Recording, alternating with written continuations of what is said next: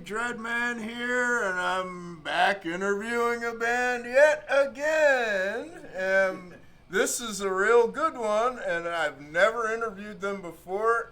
I'm sure you guys recognize these guys. We've got Tear From Grace here.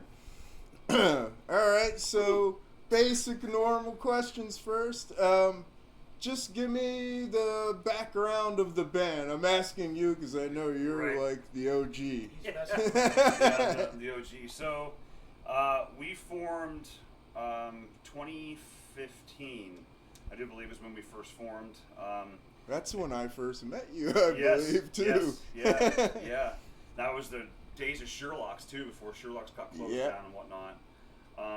It was basically after my old band, Waiting for Never, we had kind of broke up, and we had did a 10-year anniversary show for that band, and then after that, at the time, our drummer Brandon and I had talked about getting together and starting something different, and so we did. We got together, me and him, wrote a bunch of songs. We had Matt Lowe as our bass player at the time for a while. Yep, I remember. And then came up with the band name. We initially were saying, because we had songs that were a little bit lighter. We were different back then, but it was that, we had songs that were like really kind of graceful and clean, and then we would go heavy, so we would tear from the grace. So we initially were trying to call it Torn From Grace is what we wanted to name it. But there was another band in Australia. They were a cover band, oddly, but they had the name. And they had the name, and they already were out, and they had like CDs and stuff out. So we were like, well, we can't take that name. So I was like, well, what about Terror? And so we looked it up, and nobody had. Odd thing though is that a lot of people think it's Tear From Grace because of the same spelling. Right. So we let them have their discretion because some people tell me they like Tear From Grace better. Some people tell me they like Terror From Grace better. So, it's up to the fans, really. Tear From Grace would probably sound a little religious, actually. Well, that's it. And a lot of people initially had thought that we were a Christian band initially to start off. Right. No. I mean, I'm a Christian, but I mean, we're not really so far up that alley. We're not labeled that by any means. You know what I mean? But yeah, so that's how it started. We were doing really well for a while. We had one single that we put out, and then. Times changed, and Brandon and Matt both had to leave the band, and for about a good year and a half, I was just trying to regroup, and then I met Johnny. We talked online a little bit, got together, and then I had probably 3 or 4 songs, I think, initially to start with that I sent you, and then he came up with some stuff for it, and what's crazy is I was so used to a certain kind of drummer, and Johnny is just not the certain kind of drummer. He's a total thrash. Just heard of Pissed Off Elephants, man. So it was a total different, mind-blowing experience of where the songs could go from what I initially had thought in my head of what they were going to be like, and then what he did with them. And then we rewrote. I mean, dude, we had 15 some songs initially, right away. I think, because I know we have close to that now. You know what I mean? Some of the ones that we haven't even, Will doesn't even know closer yet. To 20, I would say. Yeah. So we just wrote, and then same thing. We had a bass player for a little while, and then he had trouble with drugs and had to leave. And jeez. it happens. You know what I mean? And then I decided to become a lumberjack, and then I went in the woods and I found this metal redwood right here. And then we logged him up, carried him down here, and then so this is the current lineup that we have now. The origin. All right. So that was the origin of the band. How did you specifically get started into playing? Well, from as a kid, or just starting from going from where I was and Waiting for Never to now to this? Did you take lessons or? I did not. No, I just initially starting off, I was a huge Nirvana fan when I was a kid. Soon as I heard Teen Spirit Man, it changed my life. Before that, I was trying to be Michael Jackson, I think, as most of us from that early times, But then I heard Teen Spirit Man, that changed everything. And then I begged my mom for guitar, and at that time, you never played a day in your life, but you want to start a band. And so I had a bunch of buddies. They all had guitars, but I was the only one who didn't. So I got a bass first, and so that was my first instrument was bass. Because there was no bass players, everybody was a guitar player, and we had one drummer. So I learned bass first, and would try to learn guitar parts on bass. and I finally got my first guitar, and then I just was blessed with it. I would play CDs and then watch, videos of the players playing it, so I could see where they're at. We're on the fretboard, and then I play the CD, and then I could just hear it of what it should be, and I would just learn that way, and that's how I learned. Yeah, just So you have really no actual training. No That's training. Incredible, other than chorus and in school, just from learning that, singing in chorus class and music notes and whatnot. But as far as lessons, no, just say I guess it was a God-gift talent. No one else in my family plays music at all either, so it's kind of weird. Wow. I'm the weird one, I guess. Yeah. All right, I'm going to basically ask you the same question. I've seen you play. I was talking to you earlier, and just so crisp and just like he said, a herd of pissed off elephants, man. There's a lot of thrash elements in your playing. Like, did you have any formal teachings or? No, I think all three of us are self-taught, aren't you two, Will? Yeah. You too? Yeah, Yep. I'm pretty, Wow. So the closest thing I had to like a tutor of sorts was my father, who's also John Britton. He bought my first kit was a Tamer Rockstar. I remember it was the week of 9/11. It was probably like within 10 days of that happening, and I was heavily influenced, like a lot of all the big four in the grunge era, Stone Temple Pilots, Alice in Chains, Soundgarden, Nirvana, that I consider the big four. That I was listening to a lot of time, emulating a lot of their drumming styles. Creed, a lot of Scott Phillips drumming. Right. Believe it or not, Lars is pretty much my favorite drummer from Metallica. So I say that because, like you say, the thrash aspect. Yeah, he's one of my favorite drummers, dude. So like, I'm not, a lot of my hand fills specifically are definitely influenced by him. So. Okay, now you brought up Lars, so that's like bringing up the can of worms because there's so many people that just absolutely hate Lars. Why do you think that is? Good question. I mean, okay, if we're talking technically speaking, I can see why, right? I've found countless amounts of live footage where he's just being kind of lazy, He's not really pushing himself much. So I think, that's a part of it. Or do you think it's the Napster of why they hated him? Well, that too. But because there wasn't a whole lot of hate prior to the Napster thing, and then all of a sudden everybody hated him because part of it. he was the face of that. The rest of the band wasn't. He was the one going to the court cases. So do you think that could be it? Absolutely. No, I've many times, whether it's YouTube, Facebook, any socials, people. Countless times I've seen that mentioned too, but I think he was doing that for the better of like artists like us, though. Dude. He was. It should have been Lars thing instead of. Oh, jeez. Yeah, there really is that goes out around. There's a bunch of memes. It's bad. Stuff, What are you talking about? I'm kind of lost. There's it should have been Lars. Should have been Lars instead of Cliff Burton. Well, I'm not surprised. I think Maniacal Device has a song called "It Should Have Been Lars." Awesome.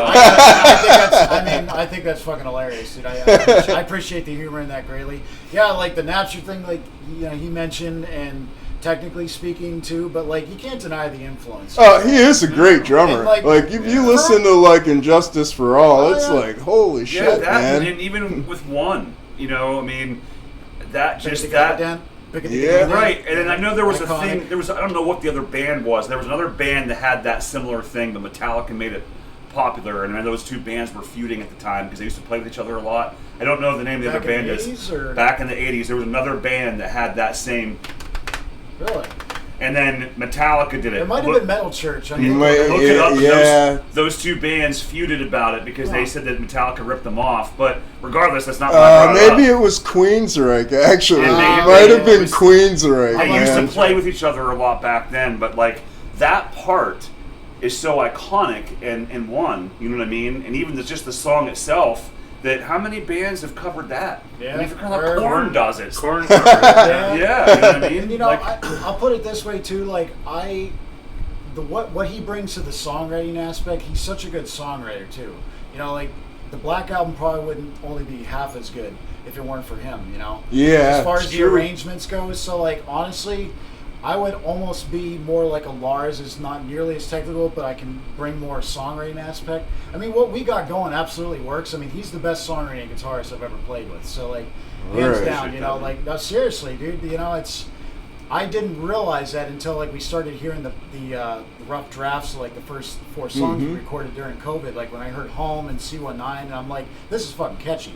I mean, at the risk of sounding biased, you know, I mean, tangent aside, though, I mean, kind of summarize your question. I mean, I think mostly it's the influence Lars integrates into their songwriting. I mean, granted, you know, like their most recent album, like the first 2 or 3 singles they released were pretty decent, but I tried listening to the rest of it. Yeah, 72 Seasons, I think it's called. Now, Hardwired to Self-Destruct, their second to last from 2016, there's bangers on that album. Like, that's a consistent thrash metal album. And, like, but it still has that good songwriting edge to it, too.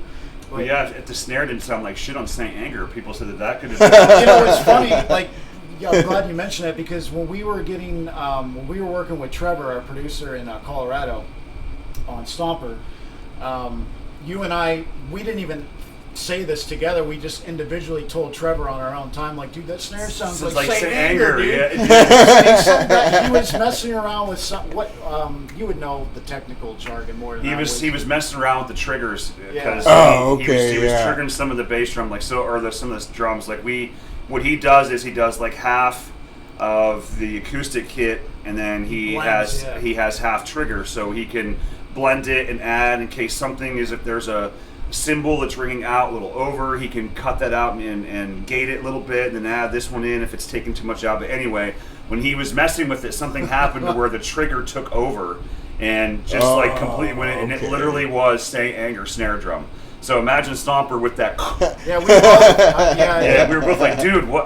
That's snare, bro, and it was loud. It was like just loud. I don't know if any of you guys seen it, but probably the best mock, like, YouTube short or whatever, a guy literally had a beer keg and an aluminum bat. He's like, boom, ching, boom, ching, boom. And I was like, that sounds just like identical. Better than any other video I've ever seen of somebody trying to, you know, mock that. So, yeah, man. I mean, Lars, obviously, like, I love a ton of drummers. So, like, when everybody here sees what I'm doing, I mean, Chris Adler from Lamb of God, well, not anymore, but he's probably just as influential as Lars is. Mike Portnoy, Dream Theater, those are like John Bonham.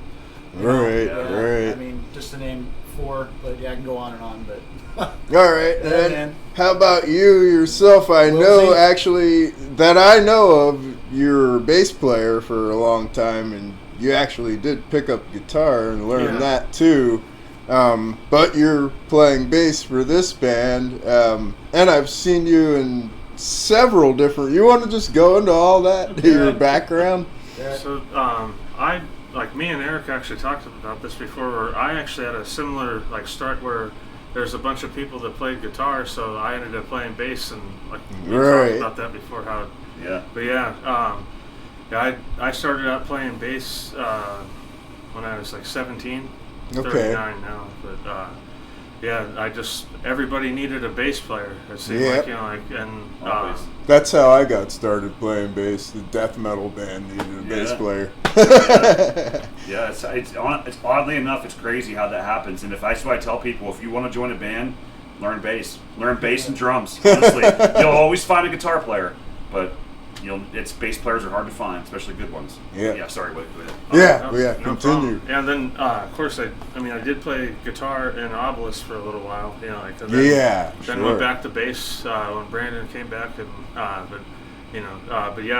played in Anti-Atom. I played bass back in 2009 for that band. That was the first, extreme band that I played in back then. Right. And then that opened up the window for me to play actual shows at Sherlock's and stuff like that. Before that, I didn't know how to get booked to play shows at actual venues. I hear it. And then before I ended up becoming the bass player, Eric and I were friends talking about guitar and stuff for a couple of years or something. Before that, before playing in this band. Yeah. And then the opportunity came where they needed a bass player, and then I think the first show was December of 2022. Yeah. Right. I know Matt Lowe, the old bass player. Yeah. Good dude, dude. Yeah. And I haven't seen him in a long time. Would love to see him. But he was at Massacre. You didn't see was he? Yeah, Really? we camped together. Yeah, he. Oh, wow. So while you were down in the pit, he was up on the side wall up there. Oh, okay. And I don't know if when you were walking around back in the back corner, if you saw a pickup truck that had a big tent on top of the pickup truck, that was his. Oh, that was him. Okay. Dude, he had a shower off the side of his. I mean, the dude's got like the camping setup of all camping setups, dude. He had a water heater. He had a shower off the side of his truck. He had a tent up there. He had an awning coming off the truck. It was unreal, man. Like, this dude literally has all this stuff that's on his pickup truck.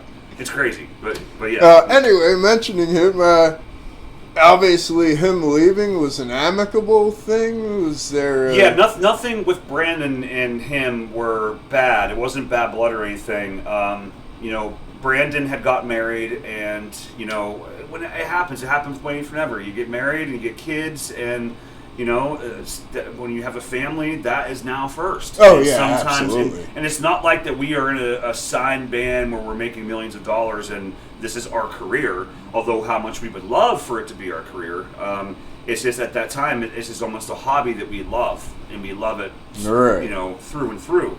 So for them, same thing. Matt had a kid, and Brandon had a kid, and they both just, Matt's work schedule was like, he would work second shift, then third shift, then first shift. So geez. With that, it was hard for us to book shows sometimes because he Yeah. couldn't do it. And I hate turning people down. I hate turning down shows, but when it comes to work, you got to make money. And so it just got to the point where they both had to stop playing, and it happened right at the same time because we were doing really, really well, and both of those guys had to quit, and I was left stranded. But it worked out though, in the long run, this is the best that this band has ever done, and honestly, for that to happen for where we are now, I mean, I thank God every day for meeting all of these guys and how we've become. I mean, there's no fighting, we get along, we bang the stuff out. I mean, it's amazing how you can become a family and brothers by the power of music and songwriting. Yep. It really is. It's great, So you kind of answered one of my questions in a way. It was how far would you like to take Tear From Grace? Man, I think about it all the time. I know they say it's just a little break could happen. I would love to be on tour and to play this and to not have to go to work and sweat my tail off. And, I would love to do this for a career. I would love to tour and make records and do all that. I mean, yeah, that is the dream. It's always been the dream. You know what I mean? We are realistic with it because we're older now. We're not in our 20s anymore. I mean, I'm 42. You're in your 30s, 38, and you're 39. Yeah, so I'm the old guy. I used to be the young guy. Now I'm the pappy now to these young guys. Pappy khaki, yeah. So honestly, if it were to happen, we would love it. But you know what? We're happy doing what we're doing now anyway. Mm-hmm. Even if it's just 5 people listen to our music and say, "Dude, that's sick. I love it." It hits you right here to where it makes it worth it, regardless of the money or anything else. We don't. If you're in it for money, you're in the wrong profession. Go be in a cover band. Yeah, that's true. Now. Yeah. You know what? It's all about making that feel good and trying to make your fans feel good, and that's why we do it. That's why we love doing it. Especially me, and I imagine I speak for both of you guys. Oh, for sure. You got to always prioritize that, man. Like, just the pure joy of playing. I mean, I don't know about these guys, but nobody probably notices, but, like, I'm a kind of sensitive, emotional guy, and we're playing our stuff, especially C19. Like, I get emotional up there, dude. Like, the main's in front of my hair so no one can see it. I'm sweating everywhere, so it doesn't really matter. But, like, I'm feeling it, man. So what do you hits me Yeah. the heart. Yeah, I can see it, man, because you just... Every time I watch you, man, and all of you guys, really, man. I watch you a lot, because I'm a bass player too, and it's like, holy cow! I was pretty anxious before that set at Massacre, just because we were, closing out the entire show, and I tried to just hide that anxiety. Once we got up there and got moving, though, of course, you feel good, you get into a rhythm. The leading up to it, ready to get on stage, there's a lot of times where I'm just like, oh man, But I mean, once I saw people moving, like in that pit and everything, Oh, yeah. it was fun. Yeah. It seemed like every song people were pitting. Yeah. Everyone for a whole hour. I mean, I had smoke in my face a lot of time again in my hair, but I'm like, I think I see action like every time. I was just playing like and watching the people like I'm like, yeah, that's awesome. Like the whole time just they kept going. Yeah, they didn't stop, dude. And it was the good kind of pitting, like classic, just push each other, not this aggro shit, Yeah. We don't want people to get hurt, Yeah, the hardcore shows. There's a cattle decapitation shirt where I had where on the back of it says no karate. Like it has like a bunch of things that are banned from their pits, like just as a joke, like on the back of the shirt. Right. But it has no karate moves on it. So you guys have released. You have a bunch of singles out. I do know that. Yeah. And they're out pretty much on all the streaming platforms. Should be everywhere. iHeartRadio. I just saw the other day it was on Amazon. I couldn't believe it. A buddy of mine got Amazon Prime, and he was listening to music. I was like, you know what, dude? Search Tear From Grace. I just want to see if it's on there. And sure, shit, it's on there. I think a lot of people use that too, so that's good to know. Yeah, we're everywhere. It's all on our streaming You platform. use a third-party distributor? DistroKid. Weird question. We just go through DistroKid for it, and they're the ones that, you know what I mean, we paid that They've service. been very good for you. They have. I mean, so far, to be honest with you, we haven't even checked to see what our earnings are for that. Right. To be honest with you, I spread for the songs because honestly, any band will probably tell you your merch is how the band makes it. Oh yeah. Your merch Streaming's is the least way you're gonna make money. Last time I checked, I think before Stomper, and I even think before Alone was released, I think we had like $28 that had accumulated from just the singles themselves being out there. So wow. Now what's crazy that's a lot of spins though. I mean, you would think, I remember back when that first started though, and when my old band, I remember Pandora paid a penny. But what they did was they would buy the record from iTunes, and then once your record earned enough money to be itself, then they would pay you a penny per song. And then if you got thumbed up, actually no, take it back, it was half a penny, and then if you got thumbed up, then you got the whole penny. You know what I mean? So, but like now, I think iTunes pays you the most because you can set your mark. So for an iTunes, we set it to 99 cents. It's $1 a song. Right. So anybody who gets that, it'll come back. So we make the most off of iTunes, but everybody uses Spotify. In Spotify, you make the least. I've heard they're ruthless. Speaking of Mike Portnoy, I follow him on Instagram. He was bashing them. Their CEO specifically. He's like, that guy clearly doesn't give a shit about any of the artists that are. Everybody watch. It's all about Spotify and your followers and how many this you have. Kind of like the older crowd uses Apple a lot, and I think the younger crowd's really Spotify. Yeah. Yep. It's weird how that works. all works. But. Yep. But so that's we went through DistroKid, we had that, and then they have a bunch of different things that you can pay for, and obviously they tell you it's $20 a year, but like in order to have your stuff out there and to get it everywhere and to have it towards, they call it the legends thing, where no matter what, say if God forbid, knock on wood, say one of us passes away or something, and we break up and we're done, our music will stay out there forever. Right. You know what I mean? But if you don't pay for that, as soon as you don't pay for that year's subscription, they pull it. Oh wow! So they don't tell you that in this first thing. So like after a while, I think we pay like we just $100 came out for the year for all the stuff that we have to pay for, so we get our music everywhere. But it is worth it in the long run because, like I said, I can tell everybody it doesn't matter what you have, what streaming set you have, we're there. Right. So, right. Yeah, that's what we use so far, and it's been good. You know what I mean? You can't complain.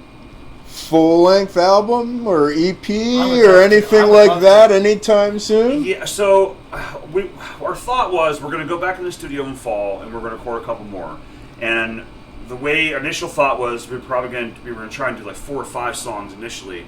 But I think to get us in there, get them done and get them out so they can be getting worked on, then we can record again.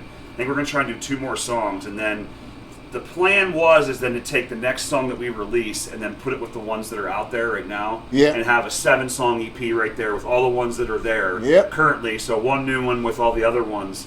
Yes, if we can get 4 or 5 out to where we can make a full length out of everything, absolutely.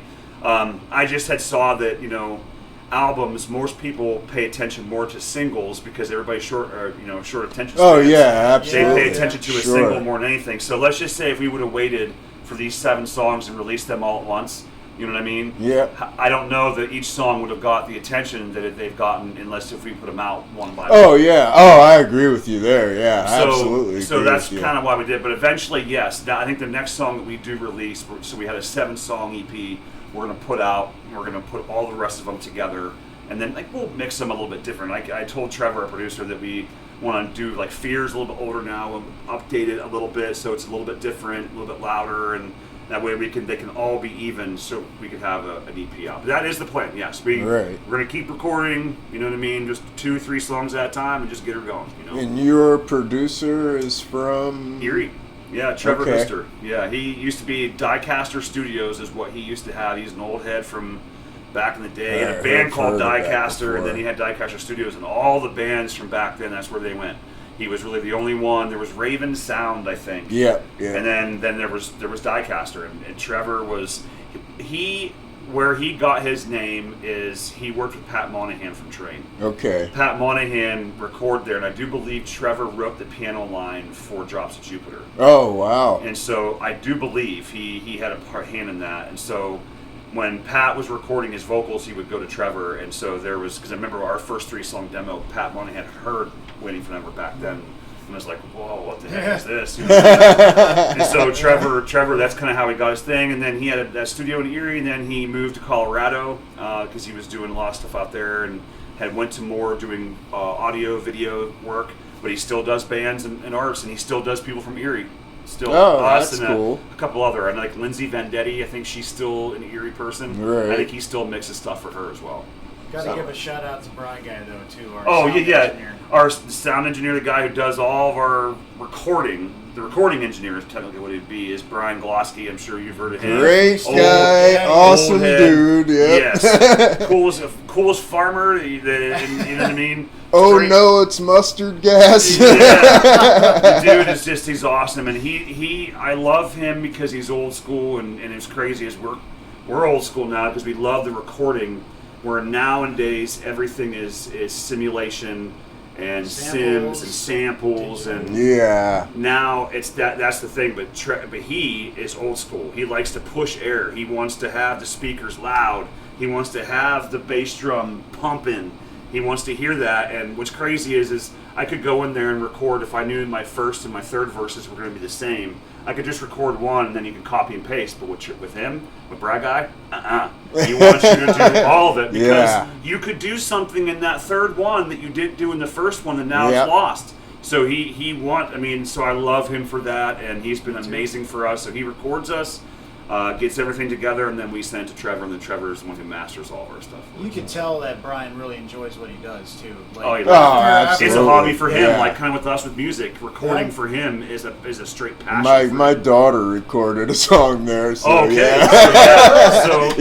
So you know then too. It's just he lives in his studio. Absolutely. I mean? Love that guy. All right, so if you were to put something out, when do you think that would be? Well, the next songs that we put out from now, like we just released Stomper, that was the last one that we had that was in the pocket. So we're going to go back in fall and record a couple more. And judging, hopefully, that in that couple days we get that done, it should get to Trevor faster. And that way I'm going to say just because I'll say spring. Right. Of next year, or this next, I'm going to say spring, because that way it can get done. If Trevor's busy with other stuff, Brad Guy, I know he's busy recording bands. He's been had to tell people no because he's had so many bands try to come to him to record. So it's a good problem to have. Yeah, he loves it. So to get us in there, get it done. Yeah, I'll say spring. We'll have something out of it. All right. Cool. Yeah. That's cool. Absolutely. In the meantime, I see you guys are playing out a little bit more than before. Yeah.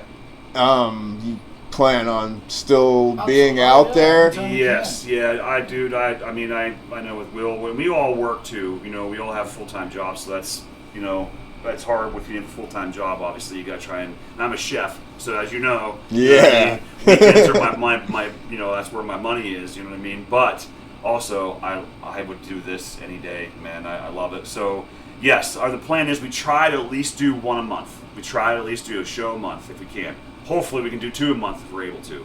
So, but yes, we would love to play 3 a month, 4 a month if we can. Right. We would love it. I would play every weekend if I could. I mean, summertime is hard though, because Will, you do stagehand stuff, so he's busy. If I'm not playing on stage, I'm building stages. Yeah. If I'm not How playing, did I'm you get building. into that? A friend of mine, he actually works at the Warner. He's a manager there. Ryan Patsy. He asked me when Erie Events needed some extra help if I would do it, because he said that he said that would be the perfect side job for you. He's like, you lift weights. He's like, you play music. Yep. And they need people to lift gear. It's a tough ass job, but I enjoy it. Yeah. I've seen you lift. I know you can handle that. Yeah, I'll be helping set up Celebrate Erie for Grisey Audio Visual. Oh, okay. Yep, who are they having for this year? Jimmy Eat World is one of the. Oh yeah, okay. Jimmy Eat World. Yeah, okay. Who was it last year? Lowrider or Flowrider? Flowrider, yeah. Florida. Florida. He's the apple bottom jeans. That's him. There's so many songs That's that the only one I know. when I was backstage, I didn't know most of those songs were him until I heard him playing them. I'm like, oh, I've heard these before, but I had no idea because I don't really listen to that style of music. No, right. I don't either, but I always kind of like that song admittedly, and I'm like, oh, that's him. Cool. Sorry. All right. Well, I know you listen to I got where you guys kind of got into music. When did you get into like heavier stuff? Well, my start for like heavier music started with Korn, Slipknot, Deftones, and I know it's something similar. The whole for new Eric, metal thing, yeah. Mine was Nirvana, and then I got in once I heard the Korn. Then it changed me. Yeah, same thing. That's Korn, Deftones, Slipknot, absolutely. The first thing I remember getting into like on my own without someone like influencing me, Soundgarden and Stone Temple Pilots. Right. Okay. Yeah, just watching like music videos and stuff as a kid. Absolutely. Yeah, Black Hole Sun still traumatizes me, man. Ice cream coming out of When I saw that on TV as a kid, I'm like, man, what is this? Like, I'm like, and I started watching, and I started really liking the music. All right, so where can people get merchandise from you guys? So they can, if you want to contact us through Facebook, any one of our individuals, or the band page, facebook.com/Tear From Grace. They can message us there, and we have everything here. So even if you're worldwide, we'll ship it to you. So all you have to do, we have a Cash App, so we can do that through there as well. Or if we can mail to you, anything. Just message one of us or message the band page. We'll get it taken care of, and we have everything from T-shirts all the way up to 4 and 5X to small. We got license plates. We got trucker hats. We got beer koozies. We got the pop sockets that go in the back of a cell phone. We got those. Oh, jeez. Yeah, wow. You went stickers. all out. We did. We wanted to try some different stuff, and just that way. Nothing wrong with that, man. No, you know what? If a kid comes up to a show and all they have is $2 and they want to buy something with your band name on it, and they can't afford a T-shirt, you know what I mean? Yeah. Well, we got a pop socket. It's $1, you know what I mean? A wide variety of stuff to choose from. Yeah. I mean, koozies. We got beer koozies. We got pink beer koozies for the ladies. You know what I mean? So yeah, So we have a bunch of merch. And we have pictures of that stuff also on our Facebook page. So anybody who would want any merch, just contact us and we got you. You do Venmo, PayPal, and even Facebook Messenger too. I've never had any problems with any of those. Nope. All right.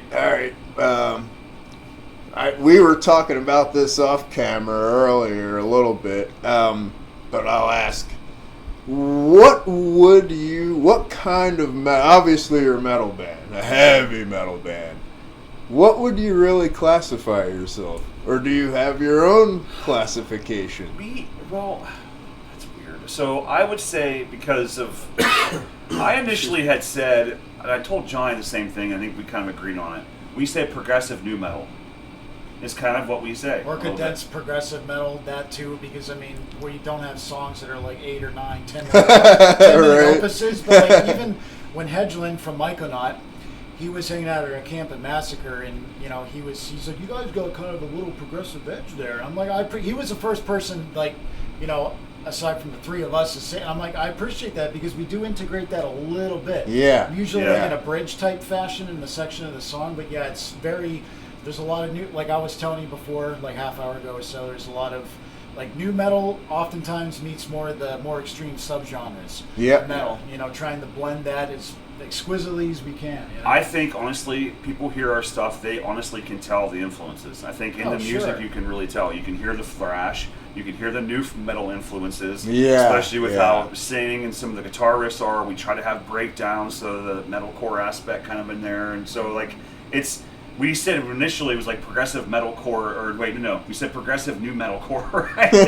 Initially it's just like a, you know, this long, but I think it's just progressive new metal is kind of where we're at, because that's, I think those are the three main ones that we are, with all the little ones that are in there, but we love new metal. I don't care what anybody says, dude. We love it. You know, I love Korn, I love Biscuit, I love all that stuff, and I don't try to Limp Bizkit the other day. Yeah, you know what I mean? So I mean, nothing wrong with that. No, nothing man. wrong I mean, with they're killer, dude. And so, like, the thing is with us, though, I try for the writing process is I know what feels good, and you know, I don't ever try to listen to a band and say, oh man, I gotta try and play like that.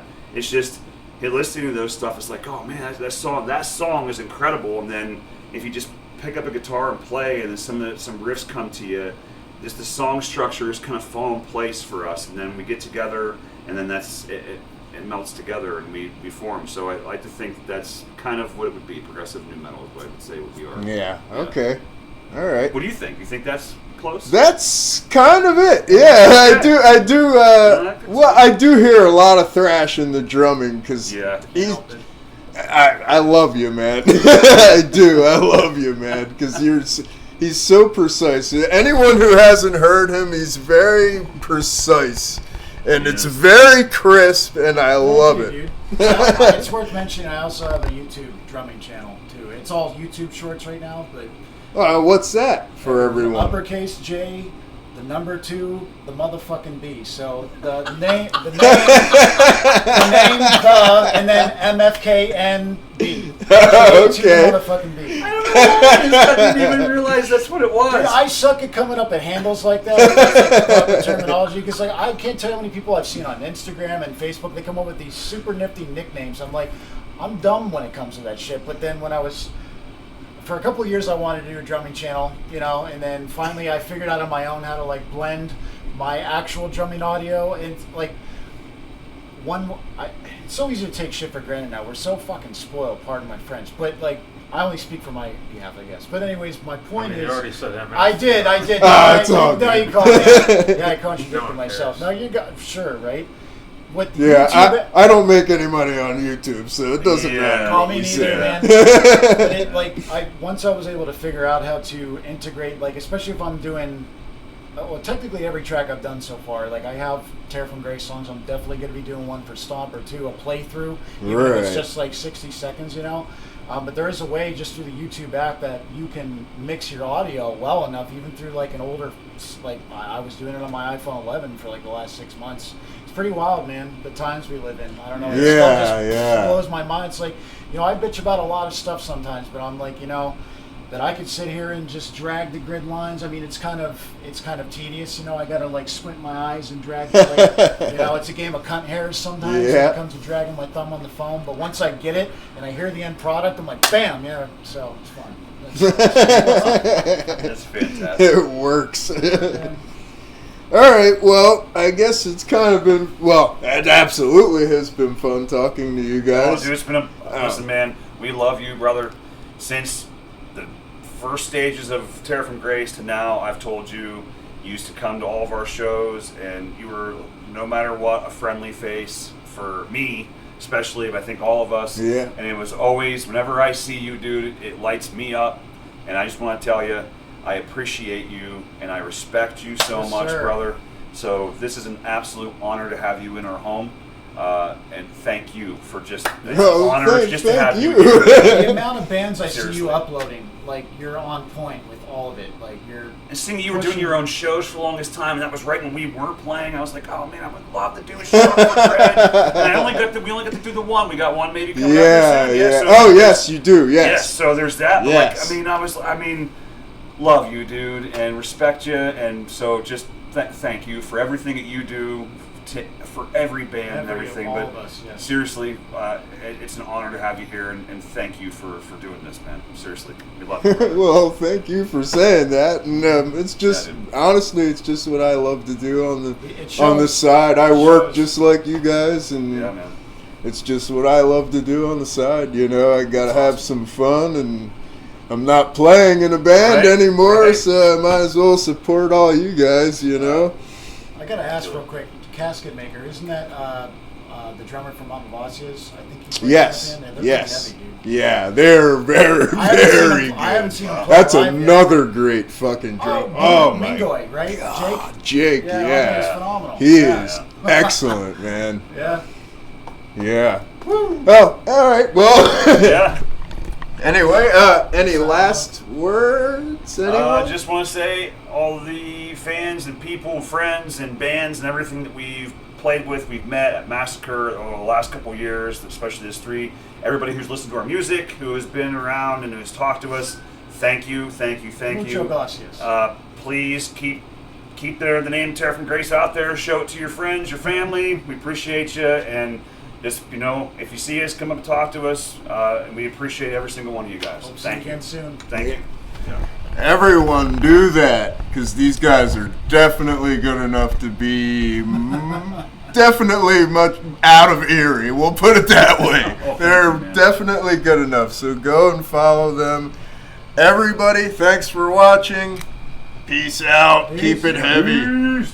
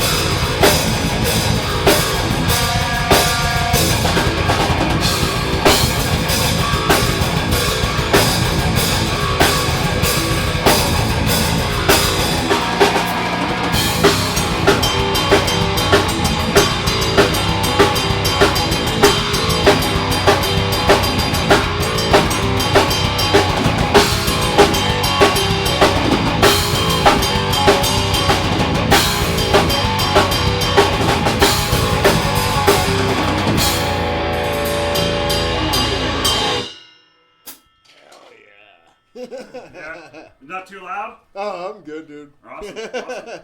Okay, so what other one do you want to play? Well, Do Alone, Drunk Valentine. do Drunk Valentine. Okay. Here we go.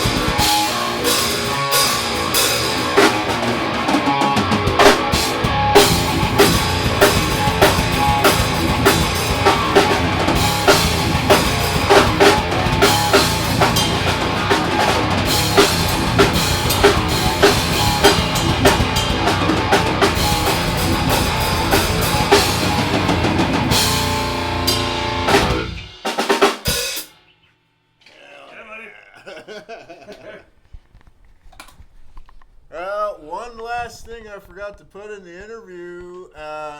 Come see them at Thrash Punk Bash. I thought that was, you were. October 19th, Saturday. BT, be there. That's right. Yeah.